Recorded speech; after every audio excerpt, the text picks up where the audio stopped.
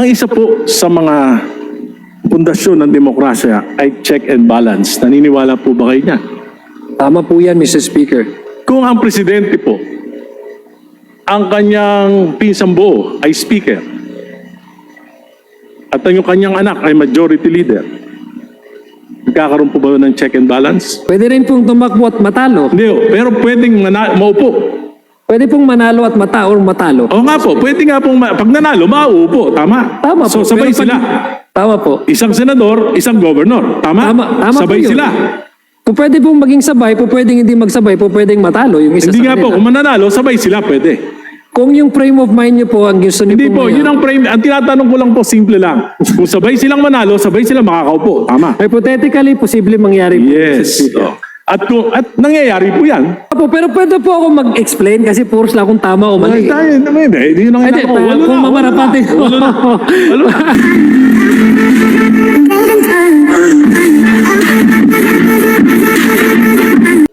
Majority Leader.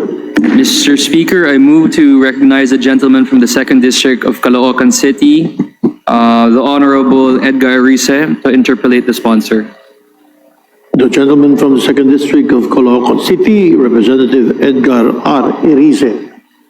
You're recognized, sir. Please proceed.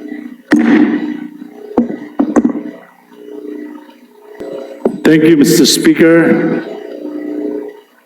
Thank you to our chairman of the Committee on Suffrage and Electoral Reforms. May I ask some clarification Mr. and Speaker, questions? always welcome po ang aking kinagalang Dala na po akong na tubig. 65 years old, Congressman Erice. Nagdala na po akong tubig. Baka abutin tayo madaling araw eh. Joke Ay, lang po. unfair kasi, hindi ako lang pwede- po. hindi ako Iniinggit pwede lang kita. uminom. Iniinggit lang kita. Salamat po.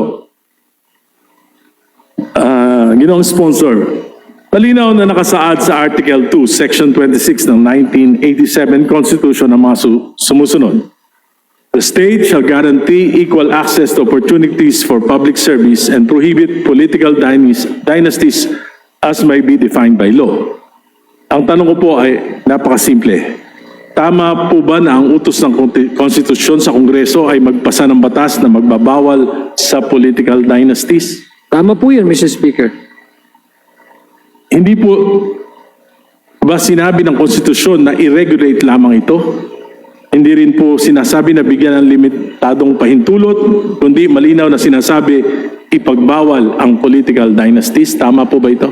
Yeah, full stop po. Ang sinabi po ng Constitution is to prohibit anti-political dynasty law as may be defined by law.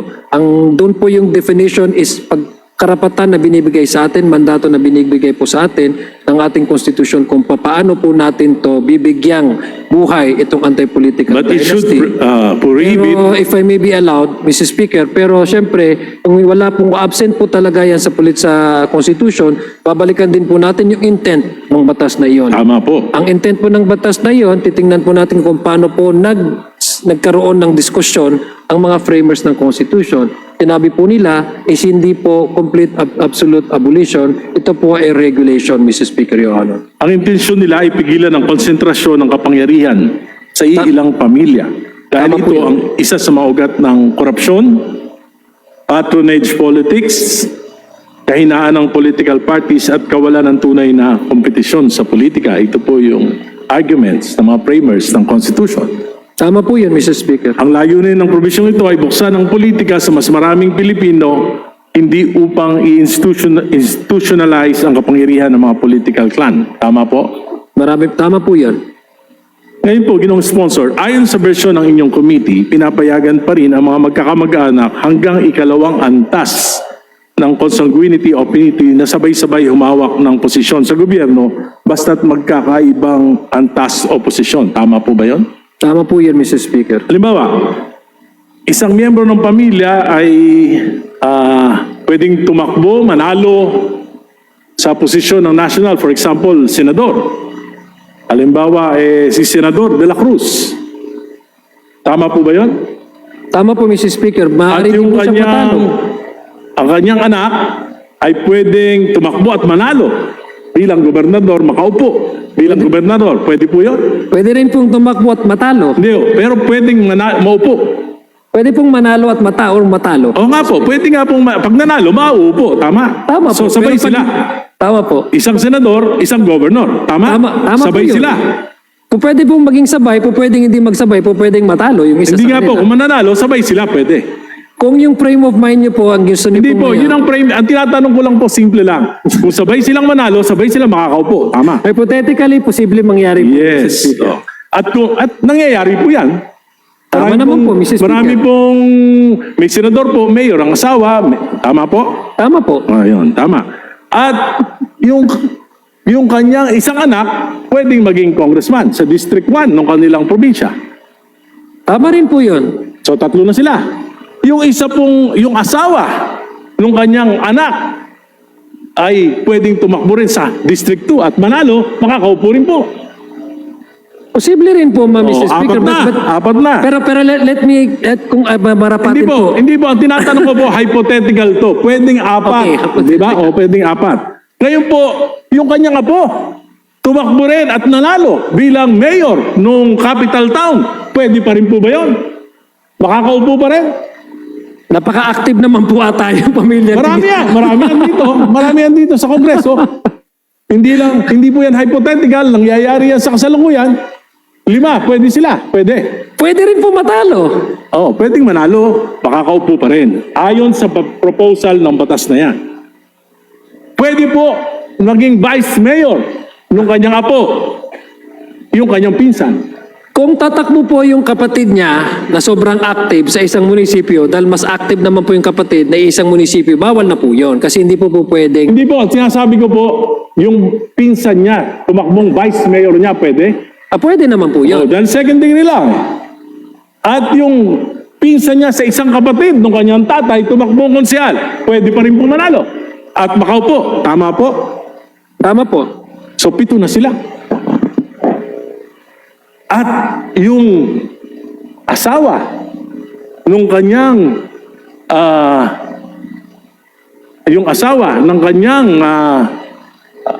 ang kapatid ng kanyang asawa ay tumakbo naman bilang barangay captain. Pwede pa rin.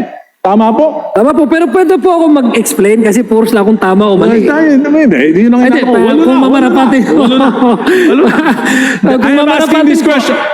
This is Let me just a allow- premise. This is just a premise at meron po tayong Okay, but let itatanong me pagkatapos. explain, Mr. Speaker. If my good friend, isa sa pinaka nirerespeto ko. Just a short, Ramadan po namin, pagbigyan mo na po ako mag-explain. Kung mamarapatin po. All of these things are possible, Mr. Speaker. These are hypothetical. This can happen. This can be certain or it can be uncertain. But what is certain, Mr. Speaker, is we allow the people to vote. And that is the primordial consideration of this proposal. Bakit pa po tayo nagpapasa ng batas kung pabayaan na lang natin yung mga tao? Bakit pa po kayo nagpanukala ng ganitong batas kung ang inyo palang prinsipyo ay pabayaan na lang kung sino yung iboto ng tao siyang manalo kahit magkakapatid, magkakamag-anak, magpipinsan, mag-asawa, mag-ama. Bakit pa kayo nag-sponsor ng bill Dahil ito? apat na pong taon. Kahit Tama di ba kayo naniniwala? Naniniwala po ako dahil ang Constitution po ang nagsasabi, Mr. Speaker. It's not even your decision, Mr. Speaker. It's not even the decision of Congressman Irise.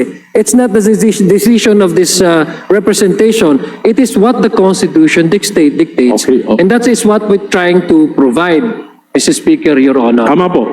Naniniwala po sa sinabi nyo, pero sabi ko nga po, may certain parameters, yung mga framers ng Constitution. Dapat it will prevent the monopoly of power.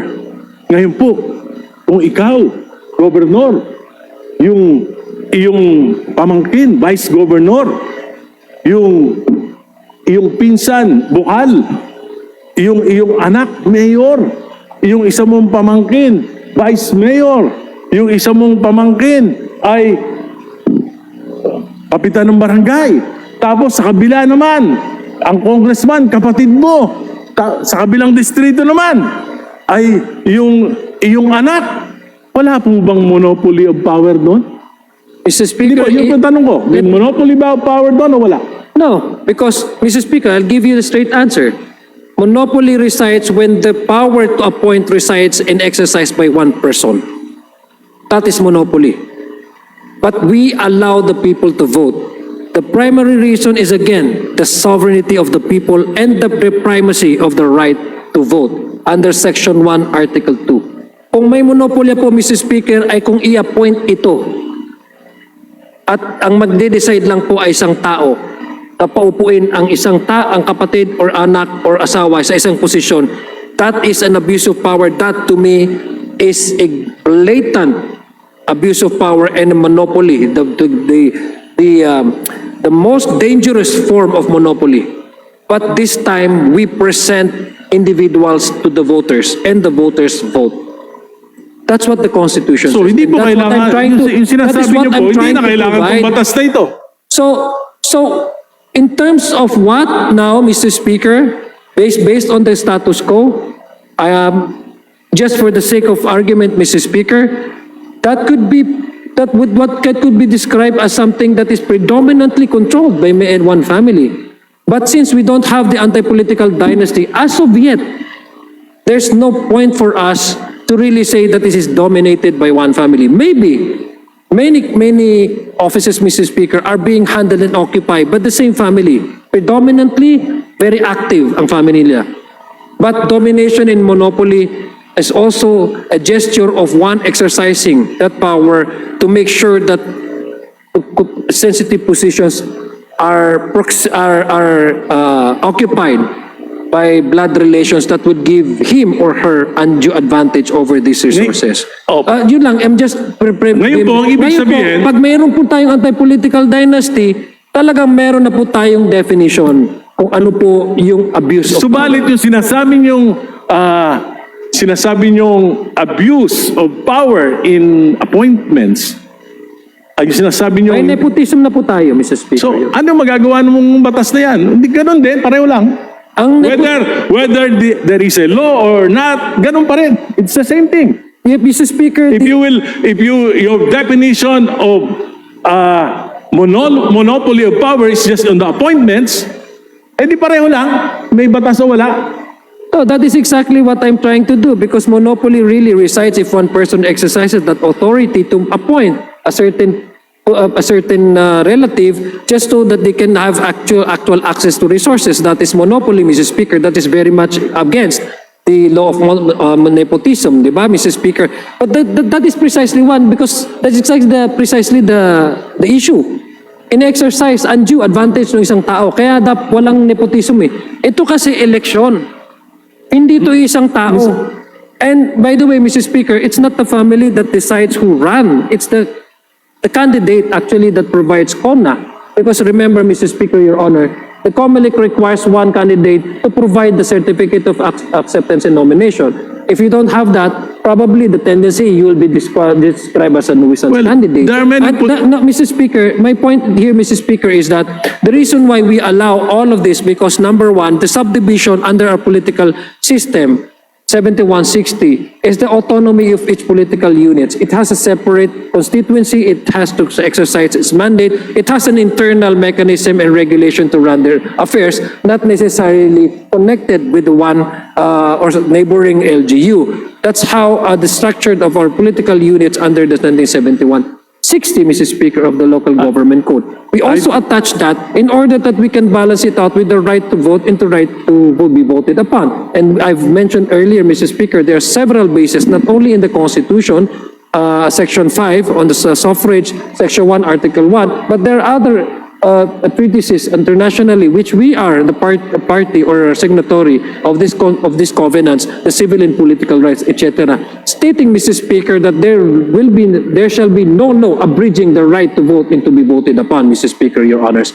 The anti-political dynasty, as may be defined law, is a regulation and that's not an absolute prohibition. It is an exemption. So we are doing this, Mr. Speaker, in order to decongest the control of one family over one locality, Mr. Speaker, Your Honor, so that we can promote and uphold check and balances, which is the essential feature of a working Republican democratic country such as ours, Mr. Speaker, Your Honor. I don't think, it encourages the the political families to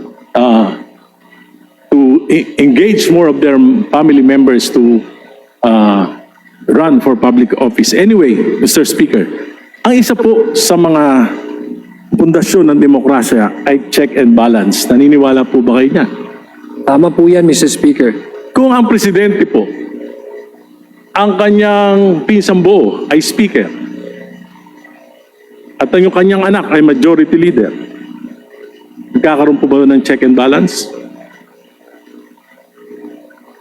Unang-una po, yes po, dahil unang-una, ang magkakaiba-iba naman po ng jurisdiction, itong ehekutura, legislatura at ehekutibo. Pasensya na, hindi po ako Tagalog, Maranao po ako, kaya ehekutibo at legislatura. Sa tingin niyo po ba yan ay hindi magdudulot ng pag-abuso? Wala naman po dahil may internal mechanism and arrangement po ang bawat institution na ito. For example, bigyan ko yung example, halimbawa, 2023, 2024, 2025. Ang total allocation po ng First District of Leyte kay Speaker Martin Romualdez, nung siya ay Speaker, ay 48,243,911,000. Yan po ang total allocation sa loob ng 3 taon. Yan po ang pinakamahirap na probinsya. Swerte na maka 3 bilyon, 4 na bilyon sa isang taon. Bakit nangyari ito? Bakit hindi equitable yung distribution pagdating kay Speaker Romualdez? Dahil siya ba ay pinsan ng presidente?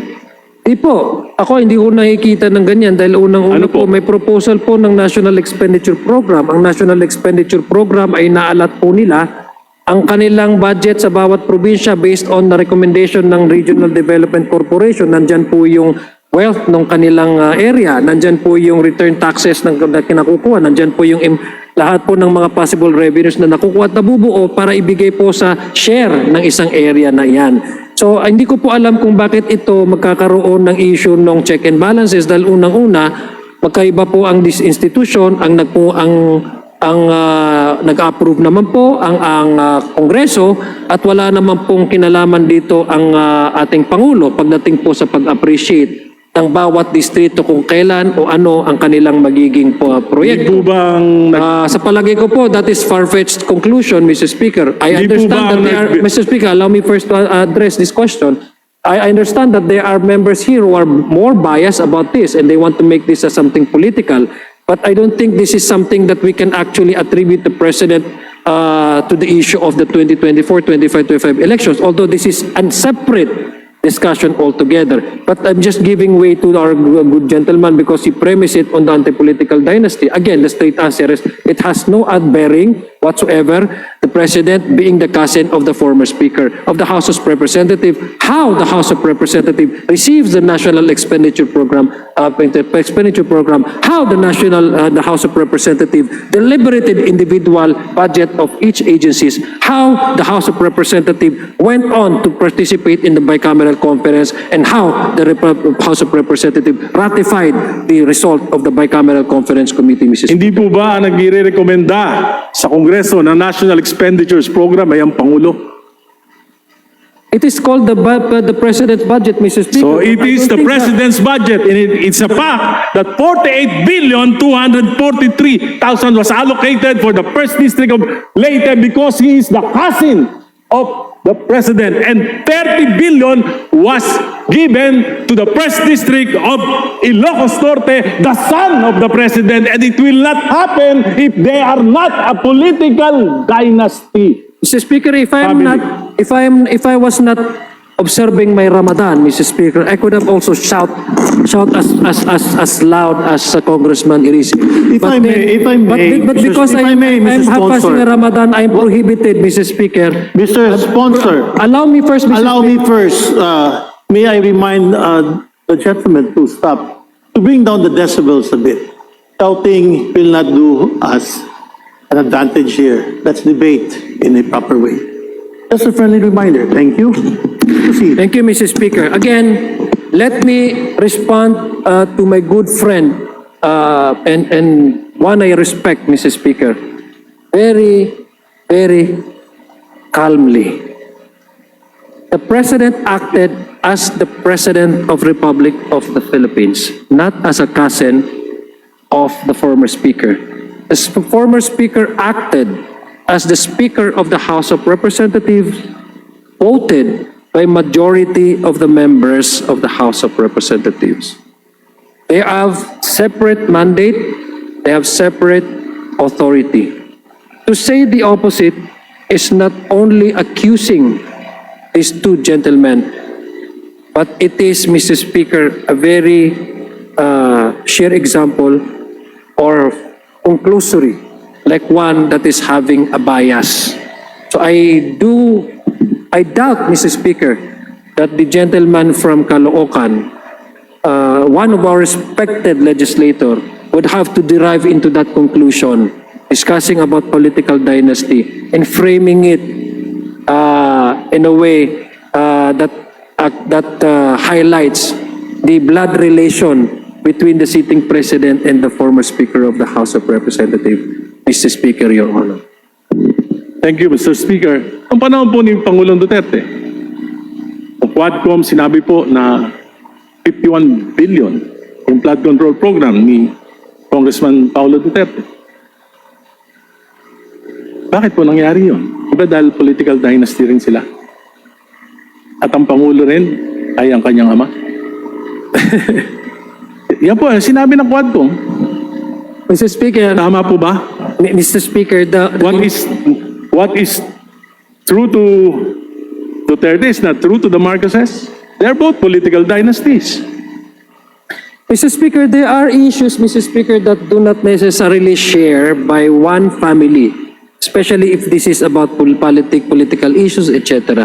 That's why you have many families running against each other, because it does not necessarily mean that one family share the same political ideology or advocacy or opinion. But let me frame it to a more actual occurrences in the past, Mr. Speaker. And what the gentleman is referring to, the 2025 budget, Mr. Speaker. It went through, the whole country was watching, Mr. Speaker, during the deliberation. It went through the committee hearings. It passed through the House of Senate. Senate is also parallel doing their own version. And mind you, Mr. Speaker, the 2025 version of the House of the budget was not 100% reflective of the House version the one that we adopted in 2025. Mind you, Mr. Speaker, what we adopted in the House of Representatives has the education sector has the highest number of budget amount, the GAAB House version. When it went to the BICAM, it was changed, Mr. Speaker. So where was the participation of the President vis-a-vis the House at the time, former Speaker Martin Romualdez? There was none, if you ask me. There was. There was none, Mr. Speaker. There Number was. two, The House allow me ratified to, Mr. the BICAM report. The Mr. Speaker, House again, ratified. I would pretend that the good gentleman from Caloocan is observing the proper decorum because I am under fasting, Mr. Speaker. I would humbly request him, for the sake of our shared Abrahamic faith, to please avoid shouting. Sorry. I can hear you. I can hear you quite clearly, Mr. Speaker. Mr. Sponsor, may Thank I just you. respond to you? Yeah, I will. Yes. Allow me I first. am not angry. Allow me This is first just to my continue. natural voice. And I'm very passionate about this because I've been fighting political dynasties for 40 years. So, pagbigyan nyo na ako, dahil hindi naman ho ako galit, itong akin ho ay passion for this particular proposal dahil 40 taon na po ko, 4 political dynasties yung nilabanan ko, buti pa nga buhay pa ako at napahirapan talaga ako ng gusto at ako yung frame of mind ng karaniwang mga political dynasties. So, yung pong boses ko, hindi po ibig sabihin galit ako, ito po ay passion. Salamat po. Maraming salamat po. Thank you for that explanation. I agree, Mr. Speaker, that the good gentleman from Caloocan is very, very passionate. And the district of Caloocan is very, very fortunate to have the likes of Congressman Irisi as the representative, Your Honor. That's why I said, isa po siya sa nire-respeto ko po. I'm not saying this because he's standing across me. He really is earned my respect. Again, to respond to the question, number one, wala pong nakikita tayo doon na participation. In fact, the President vetoed a portion of the 2025 DAA, Mr. Speaker. So that would again conclude the response of this representation. And if I may request, Mr. Speaker, the good gentleman, to go back to the main topic, which is the anti-political dynasty. And if possible, we can segue with the 2025 budget, but we cannot. I would suggest that we don't dwell our time in the debate and argument on the 2025 budget, which has already been the subject of many things, Mr. Speaker, Your Honor. Mr. Speaker, I'm just trying to point out that political dynasties breeds corruption. And during the time of Speaker Romualdez and President Marcos, dito po nangyari yung pinakamalaking pagnanakaw sa kaban ng bayan. And we cannot not put blame to this House kasi po niratify natin yung BICAM committee report. Hindi po ako kasama nun, hindi ako kasama nung 19th Congress. Niraratify po yan. At yan po nangyari, 800 billion diversions and amendments noong 2023, 2024 po 700 billion, at 2025 300 billion plus. Hindi po yan nangyari kung wala pong, naniniwala ako kung wala pong monopoly of power. Kasi po dito lang sa bansa natin, nangyari na wala po akong alam na bansa na ang presidente, yung kanyang pinsang buo ay speaker at yung kanyang anak ay majority leader. Kaya po, sa tingin ko, isa ito sa dahilan kung bakit nagkakaroon po ng problema sa check and balance. Anyway, Mr. Speaker, may I respond? May I respond? Okay. Thank you, Mr. Speaker. Again, that is the opinion, Mr. Speaker, of the gentleman from Caloocan. It does not make it as a fact. All of us are entitled to have our own opinions, and that is his opinion. My opinions differ from that of the gentleman from Caloocan. And let me just quote, Mr. Speaker, because I was reminded by one of the participants in Carmona, Mr. Speaker. The one that is actually against anti-political dynasty. According to him, Mr. Speaker, and I quote, "Those who wish to steal will steal. It does not follow that people are related. If they want to steal, they will steal." That's a very logical and practical and pragmatic way of understanding, things. No? Hindi naman nangungulugan na magkakamag-anak ay lahat niyan sila magnanakaw. Kasi kung magnanakaw ang isang tao, hindi kinakailangan maging anak ng hari palag magnakaw. Kung ayaw magnakaw ng tao, paski hari yan, hindi yan magnanakaw. And I'm sorry to Congressman Benny Abante, let me quote a passage in the Bible, the story of King Solomon. I mean, he's a king. He governs all the sort of any kingdoms, but he did not steal anything. And the witness of that is the Bible. I'm citing to you this, Mr. Speaker, because each of us would have his or her opinion, and this opinion cannot be treated as a fact. So that is the opinion of the good gentleman from Caloocan, which I respect. And I think that his opinion is wrong. And that is my opinion, Mr. Speaker, Your Honor. Totoo po yun na kung ang isang tao ay ayaw magnakaw, hindi magnanakaw. Pero kung ang tao ay gusto magnakaw, magnanakaw siya. Pero mas madaling magnakaw kung yung tatay mo ay yung nakabantay sa kaban ng bayan at yung tsuhin ay siya namang may hawak ng susi. Anyway, I'll go to the next item. Equal access. Ang parehong provision ng konstitusyon ay nagsasabi rin na dapat garantihan ang pantay na pagkakataon ng mga mamamayan na kapagsilbi sa pamahalaan. Ngayon po, kung gobernador, vice governor, magpinsan, mayor, kapatid, tatay, congressman, kapatid, congressman, yung lolo, senador, saan pa po papasok yung mga leader kabataan, mga profesional, mga reform advocate, yung mga magagaling na mamamayan na gusto rin maglingkod pero parang wala nang mapasukang pwesto, baka yun na lang mga konsekonsyal at mahirapang manalo dahil karamihan po dito ay dominado na ng, kung hindi na po political parties ngayon, sana kung political, liberal, nationalista, PDP, hindi na po. Ngayon po, meron na ring mga local political parties controlled by political dynasties. Saan po papasok itong mga to?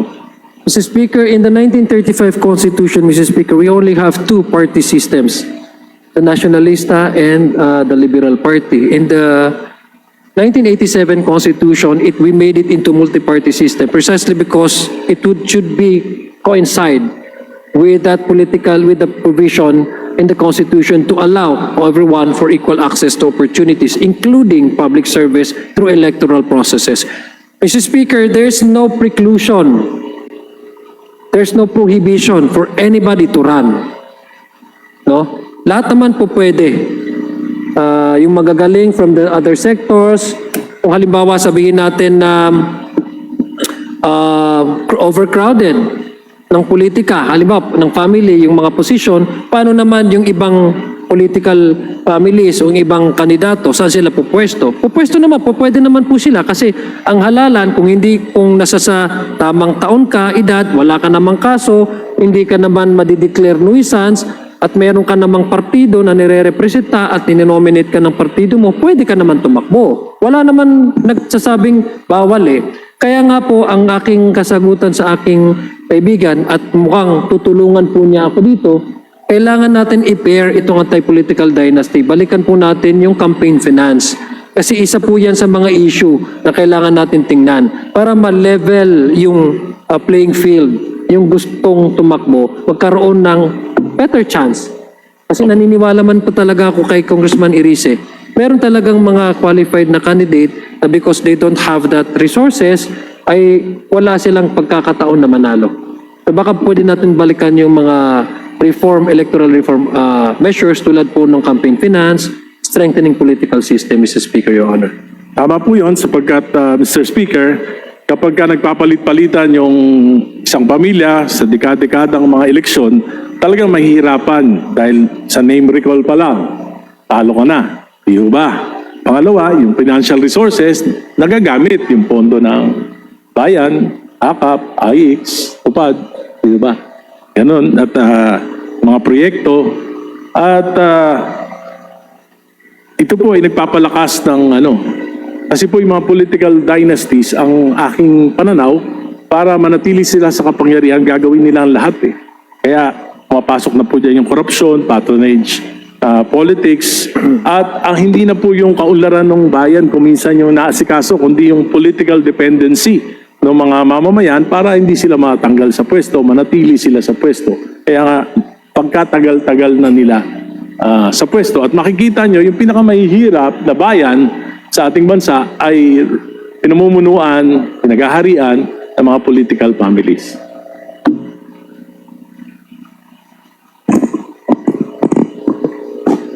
Ginong sponsor, kung ang mandato ng konstitusyon ay pagbawal ang political dynasties, ngunit ang batas na ipapasa natin, it will still allow the domination of political monopoly and will really limit the participation of ordinary citizens. Hindi ba sa tingin nyo pwede itong ma-question sa Korte Suprema? Mr. Speaker, the reason why we are actually trying to at least balance it out, no? To give also primacy to the general principle, which is the equal access for all for public service, and this is in the first line, Article 26, Section 2, no? The state shall ensure equal opportunity to public service. And then there comes the next line, which is prohibiting the anti-political dynasty, is in order that we avoid a possible question or petition before the Supreme Court. That is what we intend to avoid because I personally would like to, I should be candid about this, no? Let me be honest with this. It is not, as a form of a track record, it is not good on my reputation to sponsor something which later on struck by the Supreme Court as constitutional. But to give you the direct answer, yes, anything can be questioned before the Supreme Court. This is a Republican democratic country. Anybody can do so. Salamat po. Nais kong banggitin po sa ating chairman ng Committee on Suffrage and Electoral na napakalayo po ng bersyon ng panukalang batas na tinatalakay natin dito sa bersyon na inaprubahan ng committee sa Senado. Ang pagkakaiba ng malayo po, magpapatuloy po tayo sa bersyon ito, hindi kaya posibleng magkaroon ng deadlock o impasse sa Bicameral Conference Committee at kung mangyayari yun, hindi po ba magiging resulta ay walang anti-political dynasty law na may papasa? Again, Mr. Speaker, that is what we do, no, and what as much as possible try to avoid. There will be discussions, I'm sure. Sigurado po yan. Medyo mainit po yung discussion sa BICAM. Sigurado po dahil yung may mga disagreeing provisions nga po. Kaya nga po magkakaroon, I think, ng mas masusing, ang narinig ko nga po kay Senate President, gusto niya live stream ng BICAM. Tayo naman po bilang chairman ay wala naman po problema kung ila-live stream ito para maging transparent po ating proseso. So inaiwasan po natin yan. We're hoping na pagkakaroon talaga ng debate. Ito po ay priority bill ng ating Pangulo. Tama po ba? Yes po, isa po ito sa na-considera na LEDAC priority, Your Honor, Mr. Speaker. So ito po ay napag-usapan sa LEDAC. Napag-usapan po ito sa LEDAC, I'm sure. Because, Ano po napagkasunduan? Kasi po, may nandun po ang ating Pangulo na siya po nag-prioritize na ito at pinangako niya ito sa kanyang mga pahayag sa mga mamamayan. Nandun din po ang miyembro ng mababang kapulungan, nandun din yung miyembro ng Senado. Wala po bang napagkasunduan kung anong uri? Dahil alam ko po, alam ng ating Pangulo yung ibig sabihin ng anti-political dynasty. Hindi po ba ito napag-usapan man lang? Dahil alam ko po, para mas madali ang mga batas, kaya nga tayo nagbubuo ng LEDAC para mapapag-usapan na para sa ganun ay hindi na masyadong malayo yung mga magiging bersyon ng bawat batas sa bawat kapulungan. Hindi ba ito napag-usapan? Naiintindihan ko po yung practicality na sinasabi po ni Congressman na aking kaibigan na galang-galang na Irise. Ngunit ang Pangulo po, totoo po yung kanyang sinasabi through his spokesperson, si Yusek Castro, na ginagalang po ng Pangulo yung proseso at independensya ng mababa at ng kapulungan at ng Senado. Sinasabi po niya kinakailangan magkaroon na ng legal definition ang anti-political dynasty. Ngunit kung paano po itong proseso na ito, paano po mag-arrive into different versions ang Kongreso, ang House of Representatives, ang Senado, ay kanya po itong nirerespeto sa pamamagitan ng hindi pag-intervene kung ano po yung magiging paksa o bersyon itong dalawang kapulungan na ito. Dahil meron naman po talaga tayong mekanismo, ito po yung BICAM. Pero naninanais ko po sabihin kay Congressman Irise, ang very strict po na natatanggap natin na galing sa Pangulo at very much open naman po ang kanyang opisina na kinakailangan may anti-political dynasty at magkaroon na ng definisyon para mabuhay ang konstitusyon pagdating sa paglilimita ng monopolya ng bawat pamilya sa bawat distrito o bawat locality sa ating bansa. Sir Speaker, Mr. Sponsor, the version coming from this House is authored by the son of the President. That is correct, Mr. Speaker. And he did not consult the President on what is on the President's mind in prioritizing this particular bill. I cannot speak for the majority leader, neither would I know the family dynamics. But the majority what they leader discuss is the on table author. on dinner table. But my association with the majority leader is me being the chairman of the electoral reform, and he as our majority leader. We don't discuss about family matters or what discussions they discuss it over on the table with the president. So I would not know, Mr. Speaker. Di po ba ang purpose ng LEDAC ay para magkaroon ng isang direksyon ang gobyerno? May isang polisiya ba o magkakaibang interes ang umiiral? The purpose of LEDAC, Mr. Speaker, is for the national government to identify priority legislations that might be needed to attain the objective of a certain administration. In this case, the Marcos administration felt that we need to give life to the 40 years na nakastagnant na anti-political dynasty as far as this proposal is concerned. Mr. Speaker, so you are saying that the only objective of the President is to provide a definition and not political reforms? That is to make it more simple, but the impact of this proposal, Mr. Speaker, is to change altogether the political landscape. As stated earlier, Mr. Speaker, I have given you actual numbers on the direct impact of the anti-political dynasty on the municipal, city, government, and national level, Mr. Hindi Speaker. po magkakaroon ng direct impact yung mga sinabi niyo pong numero, lilipat lang po ng posisyon. That we cannot do because Yes, lilipat lang po. I am here as a sponsor, not as a clairvoyance. I cannot predict what will happen to those who will be displaced by this anti-political dynasty measure. Mr. Speaker, allow me to go further. Because this is no longer just about legislative inconsistency. This is about sincerity. If this House passes a bill that effectively protects political dynasties, then what message that sends? It sends a message that the President's commitment to political reform ay hindi totoo.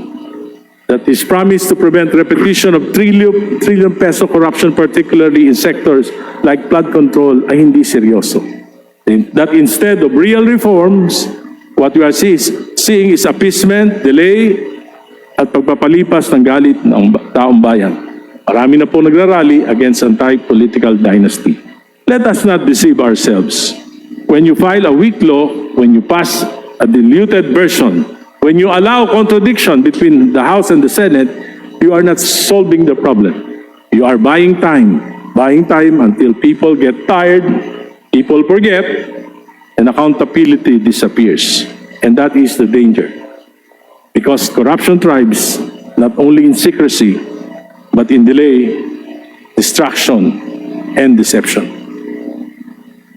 Mr. Speaker, ulitin ko po, bilang pagwawakas, ulitin ko lang po, mabuti. Kung may papasa natin yung batas na ito, ay kung ako po ay tatakbong governor at nanalo, makakaupo ako. Sana manalo ka. Kung manalo po. Okay? Hypothetical question. Kung ako po ay tumakbong governor, nanalo ko, makakaupo ako. Tama po? Pwede? Yes, kung manalo po kayo. Kung yung anak ko ay tumakbo na congressman sa 1st District at nanalo po, makakaupo din po. Yes po, kung manalo. Pwede po? Kung manalo po. Dalawa na kami. Yung isa ko pong anak, dalawa lang po yung anak ko. Tumakbo naman sa District 2 ng Caloocan at nanalo. Makakaupo din po. Kung manalo po siya. Manalo po. Tama, Manalo po tatlo siya. na kami. Yung asawa ko po na hindi nakikialam sa politika dahil sa batas na may papasaan na ito, nagka-interest na.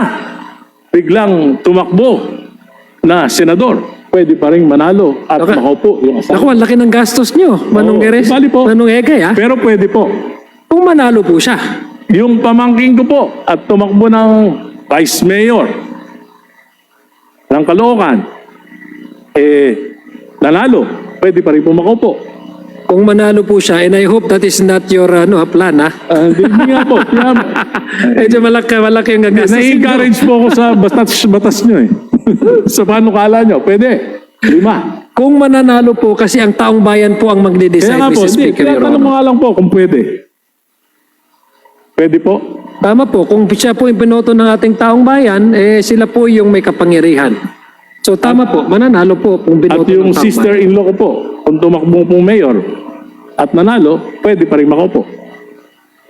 Pag nanalo po at binoto siya ng taong bayan, mauupo po talaga siya. So, ito po ay hindi po anti-political dynasty law. It will institutionalize political dynasties. At palagay ko po, mga nag-Pinoy-henyo tayo, pwede ka na pwede. Kaya ang final na sagot ko po, hindi to anti-political dynasty law. Ito po ay isang budol. Budol. Budol. Salamat po. Maraming salamat po. Allow me to respond, Mr. Speaker, to the opinion of my good friend, Congressman Egay Irise. There's never been any anti-political dynasty in this country for 40 years. This is the first time that we are providing that measure, that policy, state policy, so that we can actually decentralize, decongest, and weaken the control of family over political resources over one political unit, Mr. Speaker. And to say the least is, to me, Mr. Speaker, does not have any point of reference. It does not hold any water. Because the current setup, Mr. Speaker, is allowing each and every one, regardless of whether or not you are a son, you're a daughter. This time, we have spelled out that there's no way a relative without the second degree of consanguinity and affinity be allowed to occupy public office. And that is progressive to me. That is progress. That is moving towards to none, to zero, to something, Mr. Speaker, Your Honors. We may differ our own interpretation. We may oppose this proposal. But what is certain, Mr. Speaker, what is certain is we allow the people to choose their leaders, and we disallow any family that would control resources of one political family simply because of their chances of winning, simply because that they are dominant in one particular family. And that is what we intend to break: concentration of powers, Mr. Speaker, without necessarily preventing, disallowing, or curtailing the right of the Filipino people to exercise their preferential right. As a Republican democratic state, the right to vote is the most important right of all. Maraming salamat po, Mr. Speaker. Maraming salamat. Please shake your hands, both of you.